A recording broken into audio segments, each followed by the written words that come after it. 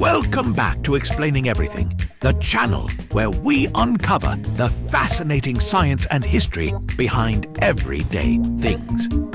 Today's question comes from one of our thoughtful viewers, Bella94. Thanks for the suggestion, Bella. You asked, where did the tradition of birthdays come from?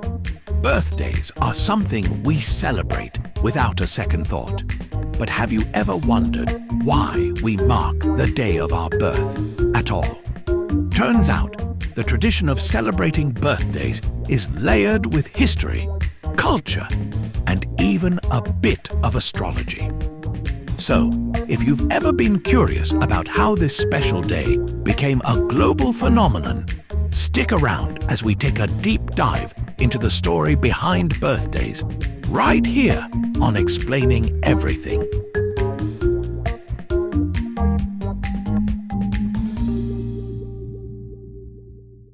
The idea of tracking time itself is where it all begins. The ancient Egyptians were among the first to develop a calendar system that allowed them to record dates. But they weren't celebrating individual birthdays as we do today. Instead, the Egyptians marked the birthdays of gods, particularly their transformation into deities. Pharaohs were often included in this, as they were seen as divine beings. This wasn't a party in the way we imagine birthdays today. No cake or candles. It was more about ceremonies and offerings to honor their connection to the divine. Still, it planted the seed for birthdays as a significant day worth recognizing. Around the same time, the Babylonians took things a step further. They were big on astrology, believing that the stars and planets influenced individual lives. Your birth date? That was your starting point for understanding your destiny. While they didn't throw birthday parties, they paid attention to the date you were born and how it aligned with celestial events.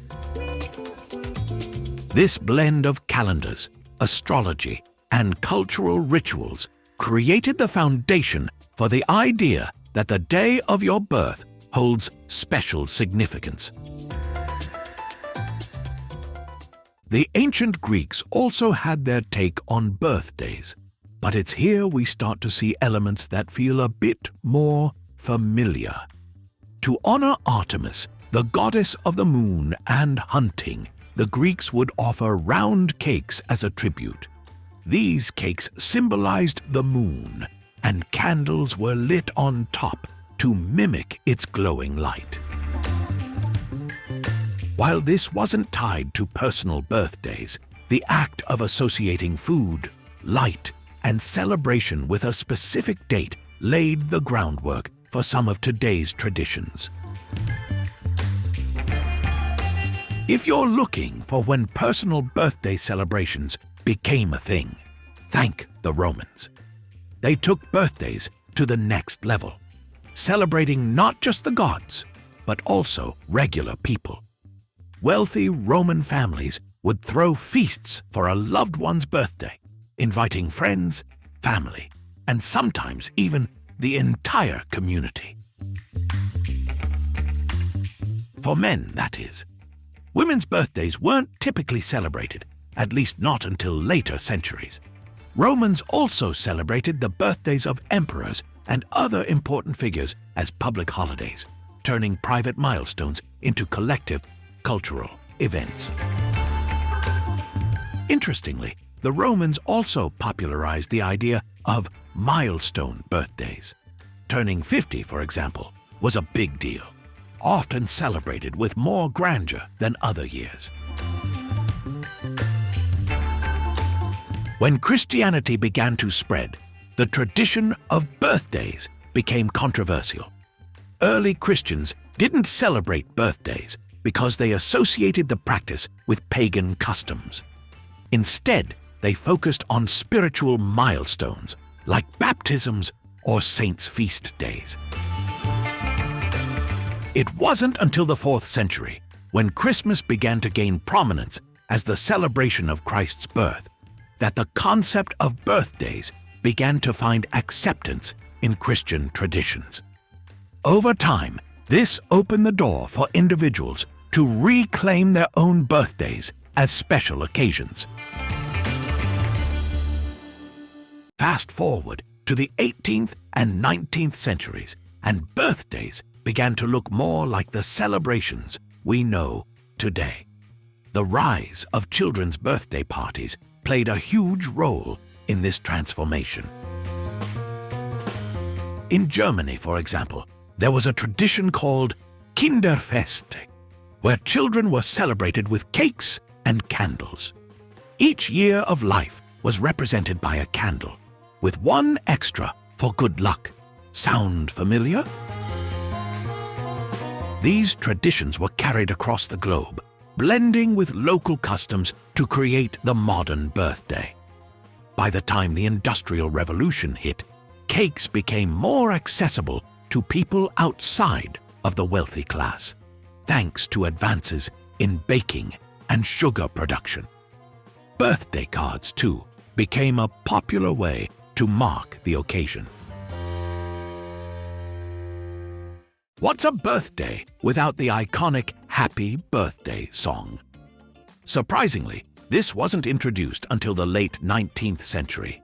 Originally written as Good Morning to All by Patty and Mildred Hill, the tune was later adapted with the familiar birthday lyrics we all know and sing today. By the 20th century, birthdays were firmly entrenched as global celebrations, complete with cake, candles, parties, and gifts.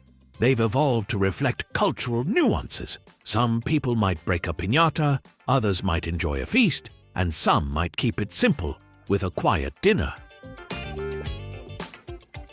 At their core, birthdays are about more than just marking another year. They're a way to honor life itself, to celebrate growth, achievements, and connections with others. For some, they're deeply personal, a time for reflection. For others, they're a chance to party and let loose. And while the way we celebrate may vary, the message is universal. Life is precious, and it's worth celebrating. So the next time you blow out the candles on your cake, take a moment to appreciate the layers of history that made this possible. From ancient gods and Roman feasts to modern parties and Instagram posts, birthdays have come a long way, and they're not going anywhere. What do you think? Does knowing the history of birthdays change how you feel about celebrating your own? Let us know in the comments. And if you enjoyed this deep dive, make sure to like and subscribe for more curious content.